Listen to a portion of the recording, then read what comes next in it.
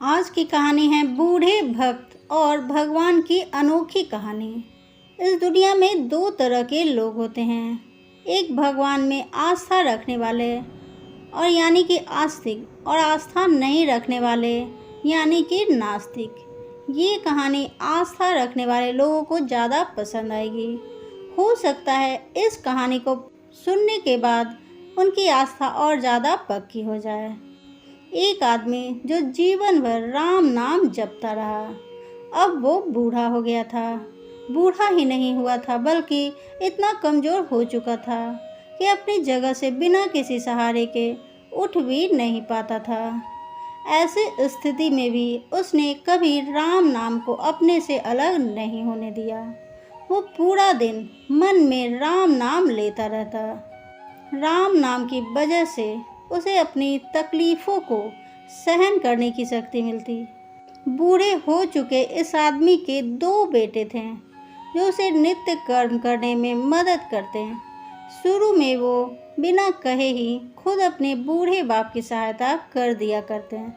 फिर धीरे धीरे जब बाप खुद बुलाता तब आते, लेकिन जैसे जैसे वक्त बीतता गया तो वो 2-3 बार पुकारने के बाद भी मुश्किल से आते हैं और कभी कभी रात को भी नहीं आते हैं। अब हालत ऐसी हो चुकी थी कि अक्सर बूढ़ा बिस्तर गंदा कर दिया करता और जब तक उसके बेटे से सहायता ना मिलती ऐसे ही गंदे बिस्तर पर पड़ा रहता। बुढ़ापा बढ़ता जा रहा था, उसकी नज़रें कमज़ोर हो चुकी थी।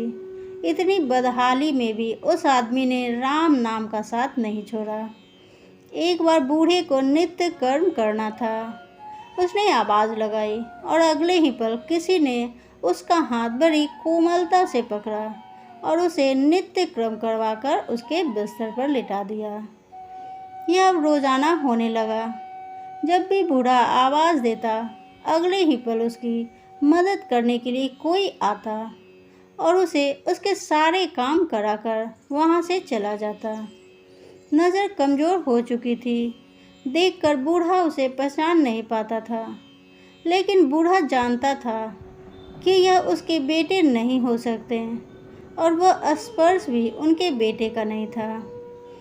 एक दिन जब बूढ़े आदमी ने अपने नित्य क्रम करने के लिए अपने बेटे से मदद मांगी, तब अगले ही पल उसे फिर से वही मुलायम वाला स्पर्श महसूस हुआ। सारा काम खत्म करने के बाद बूढ़े आदमी ने उस व्यक्ति का हाथ पकड़ लिया और उससे पूछा, सच सच बताओ, आखिर तुम कौन हो? तुम मेरे बेटे तो नहीं हो सकते। बूढ़े के सवाल के साथ उसके कमरे में बहुत तेज रोशनी हुई और प्रभु ने अपने दिव्य अवतार में वहां पर दर्शन दिए। किसी भी वस्तु को बड़े मुश्किल से देख पाता था, वही बूढ़ा भगवान के दृश्य रूप को स्पष्ट रूप से देखने में असमर्थ हो गया। जिस भगवान का नाम वह पूरा जीवन लेता रहा, उसे अपने पास पाकर बूढ़ा उनके चरणों में गिर पड़ा और बोला, भगवान मैं धन्य हो गया जो आपने मुझे साक्षात दर्शन दिए, लेकिन भगवान मैं बहुत शर्मिंदा हूँ क्योंकि मैंने आपसे मेरे नित्य क्रम करवाए। भगवान ने कहा, मेरे लिए सारे काम एक जैसे हैं। अगर वह काम मुझे अपने भक्तों के लिए करना पड़े तो मुझे सभी कामों में खुशी मिलती है। बूढ़े ने हाथ जोड़ते हुए भगवान से कहा, लेकिन भगवान, आप यह सब करने के बजाय मुझे मुक्त ही क्यों नहीं कर देते हैं? क्या आपके दर्शन मात्र से मेरी मुक्ति संभव नहीं है? यह सब प्रारब्ध की वजह से है। तुम्हारा प्रारब्ध बहुत कठिन है।